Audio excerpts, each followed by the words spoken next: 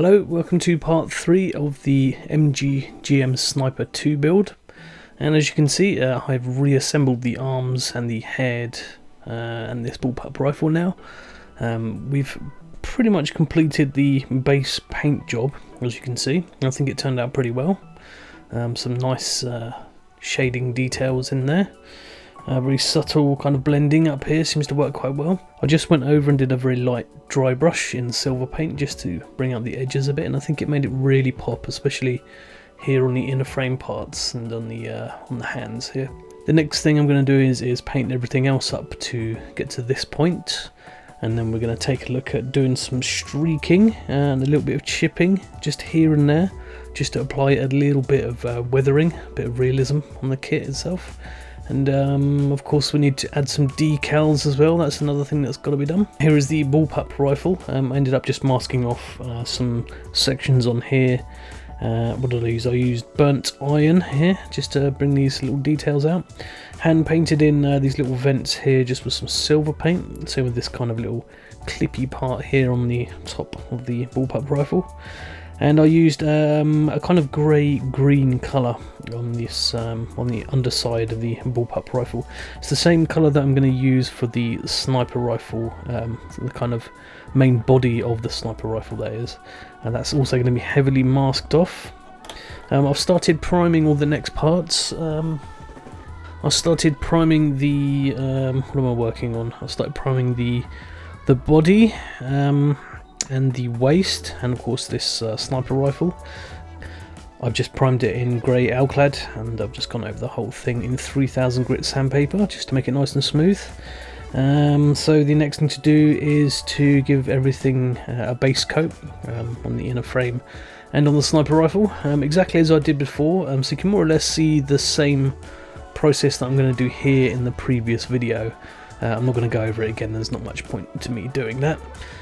So I'm going to get on, paint everything up. I'll do lots of masking and lots of hand painting detail here on the sniper rifle, and then after that we've just got the legs to go. Once the legs are done up to this point, then we're going to start, as I explained before, doing a bit of weathering. So let's get on with that.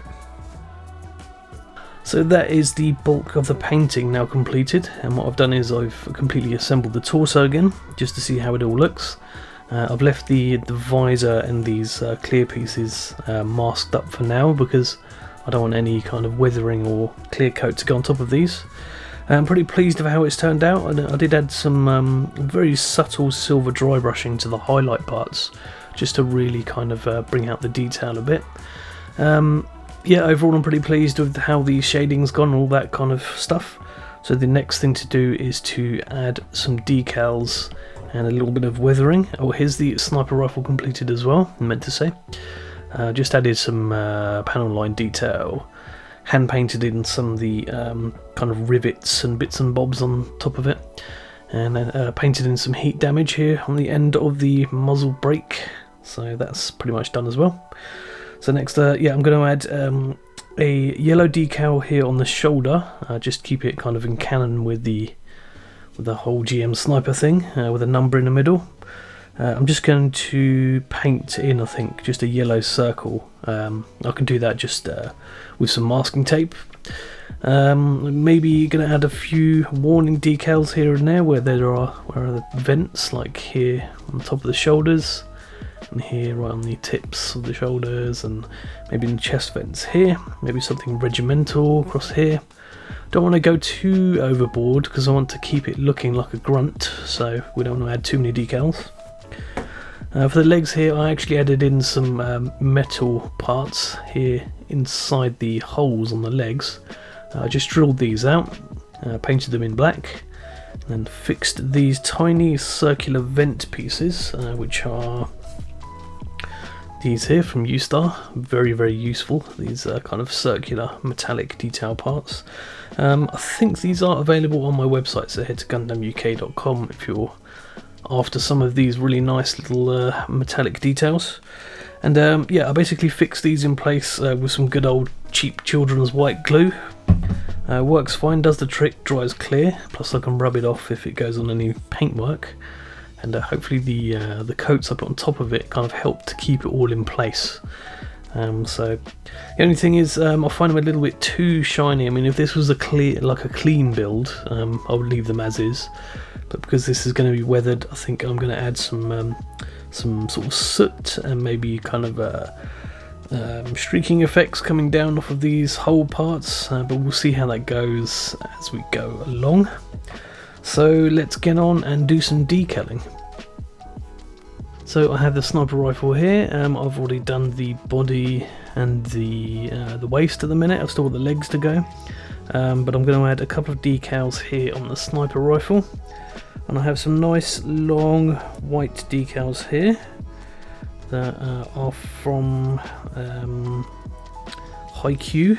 It's this set. Give me a second. It's this set here. Which is just basically a bunch of generic kind of warning decals from Haiku. Can't see it too well on the camera here, but they're very useful for this kind of thing. Just you know, just sticking in places where you expect warnings. So I'm just going to dunk this in a bit of warm water here for 5 seconds. Now, where I'm going to put the decal, I'm going to put down some micro set. It's always good to get this combination of micro set and micro sol. Set goes first, sol goes second. You put down your set first, so let's put this down where we're going to put the decal, so it's just here.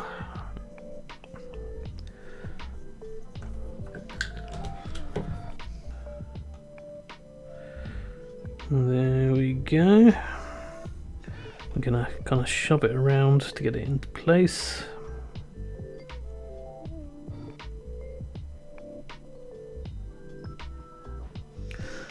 And if it ain't moving, then just move the moisture around a bit. That, I think, is perfect. I really like that decal. It seems to fit really well. So let's just push that down. And then we go. Zoom in a bit so you can see that.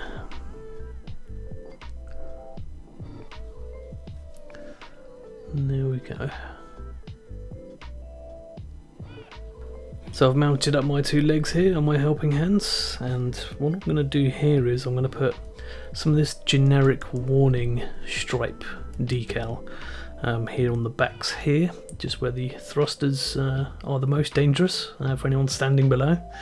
And what I've done is I just get my caliper here, and I do a quick kind of measurement as to the width of the back of these thruster parts here, and then I just dug into the paper a bit, so I've got sort of a fairly accurate measure of how long these warning decals should be. Just to mention, you can get this of course from GundamUK.com if you want to get hold of some of the this generic warning decal. It's actually probably one of my top sellers, is this stuff. So if you want to get hold of some, then do head to GundamUK.com. So now I'm going to chop it out and I'm going to stick it on just as I did previously, using the old micro set and micro sol. And I'll also add some generic warnings here and there all over the legs. And there we go, all applied. Now it's just time for some warning decals. And I think I will end this video here and say thank you all for watching. Next time we're probably going to be covering the weathering aspect of this model kit and hopefully getting it all completed. So thank you for watching, and I will see you again next time. Bye bye.